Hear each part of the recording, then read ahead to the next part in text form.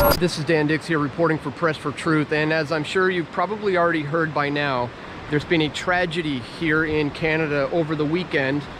There was a mass shooting in Nova Scotia where a gunman dressed up as an RCMP officer, driving around in a fake RCMP police cruiser, went on a killing rampage, and so far the death toll is up to 19 with the shooter included, and this number may in fact continue to rise because along his path of destruction was a number of burnt buildings. I saw one home just completely reduced to a pile of ashes, so it's quite possible they may still find some more bodies. And so as bodies are potentially still smoldering in the rubble, Justin Trudeau has announced that they're going to whisk through fast-track new gun legislation through Parliament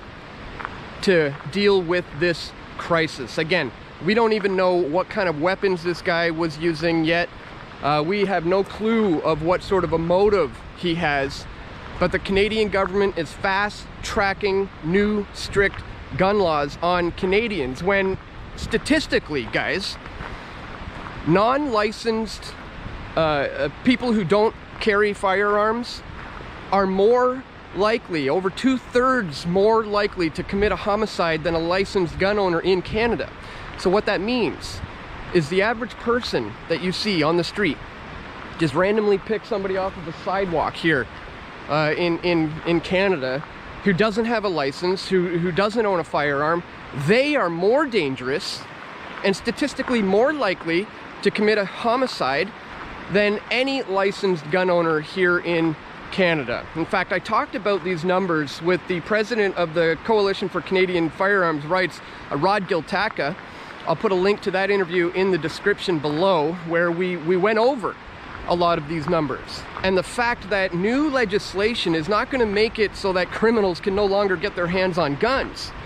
It just makes it more difficult for law-abiding Canadian citizens to own a firearm. And let's face it, Canada already has the most vetted gun owners in the world. It's incredibly difficult to obtain a firearm in Canada. The licenses that you need to obtain, it's not easy. The strict rules around how you can transport your weapon and how it has to be stored in your home, very, very strict.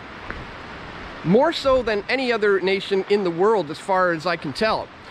So again, this new legislation is only going to make it more difficult for law-abiding Canadian citizens to obtain a firearm.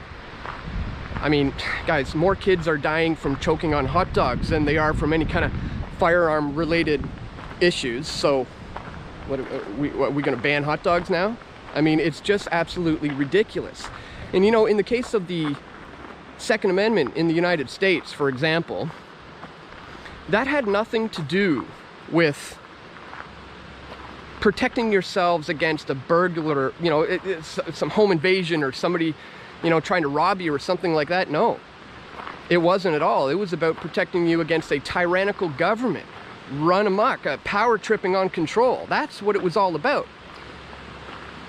I mean, we have to understand the past in order to be able to understand the present, you know. And when you look to the past, we know that Hitler had very strict gun laws, guys, and it's again important to discuss these things. Obviously, if the Jewish people were armed, things would have gone very, very, very differently there. Do you see how that works?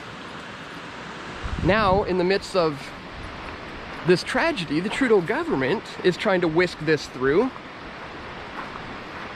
in an attempt to disarm the Canadian people, using a tragedy to gain a tighter grip of control over the Canadian people. That's what we're seeing right now, guys. So, again, guns are not the problem. The government is the problem. The government is far more responsible for more deaths than any gun-related incident that you can possibly come up with, guys. So yes, this is an absolute tragedy. My heart goes out to the victims' family members, and I know the investigation is ongoing, so it remains to be seen, again, what kind of weapons were used and what this man's motive was. But the point of today's video, guys, is that we can't just give up our freedoms, give up our basic fundamental rights as Canadians in the wake of a tragedy based on our emotions, okay? They're playing on your emotions right now and using this opportunity to take away your guns. This was already put in motion in Parliament. Trudeau says that COVID-19 held it off for a little while, and now in the wake of the tragedy, they're gonna whisk it through. Well, this is when we need to be vigilant. We need to read the fine print. And you know, if this is of a concern to you, maybe now's the time to contact your local member of parliament. Let them know you don't like things like Bill C-71. You don't like the restrictions on Canadians to be able to protect themselves from tyrannical governments and anyone else who may cause them harm. So I just wanted to bring that one to your attention, guys. That's the real crux of the matter on this one. If you agree, please click that thumbs up button, share this video.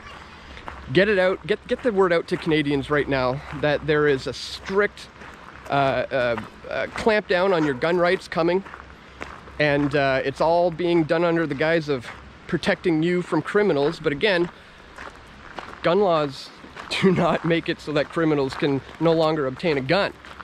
You know, if this law was already in place, you don't think this guy would have still been able to obtain a firearm? If more people were armed along this path of destruction, perhaps it could have been stopped before people had to rely on the police. So maybe moving forward, if government is the problem, we should privatize the police. Maybe we should privatize everything. Maybe we should decentralize from governmental authority. You know, look at privatized cops in the sense of security guards and mall cops and things like that. They're not doing all these bad things. They're actually stopping crimes. It's the government police who's doing all the bad things. So, just wanted to bring that to your attention, guys. Please keep this in mind moving forward. They're using our emotions right now to try to convince you that taking away Canadians' guns is the answer, and I'm here to tell you it's not. That's not the answer. In fact, it's quite far from what the answer ought to be. In this technical era, you can get a 3D printer and print your own gun. Do it what you will with that information. I interviewed Cody Wilson about that, the guy who invented this and drew up the blueprint. I'll put a link to that in the description as well, guys. On that note, don't let the government manipulate your emotions to the point of giving up fundamental freedoms. We're seeing it happen in the midst of this COVID-19 pandemic. We're now seeing it happen in a major way when it comes to Canadian gun rights. Don't fall for it. Fight to keep your guns. If you agree, click the thumbs up button, share this video, and please subscribe if you haven't already. Be sure to subscribe on my other channels. Links are located in the description below. BitChute.com/pressfortruth, Float.app. There's a number of other decentralized platforms that aren't going to censor me. It's quite possible this video may be removed from YouTube. So be sure to subscribe to me on these other platforms, guys. And if you do want to support my efforts to continue producing videos on this channel, check the links in the description to find out how you can support my efforts. That's all for today, guys. I want to thank you for watching. Once again, click that thumbs up button, share this video, and stay tuned. We're going to have more video reports coming soon, God willing. This is Dan Dix reporting for Press for Truth. We all want truth.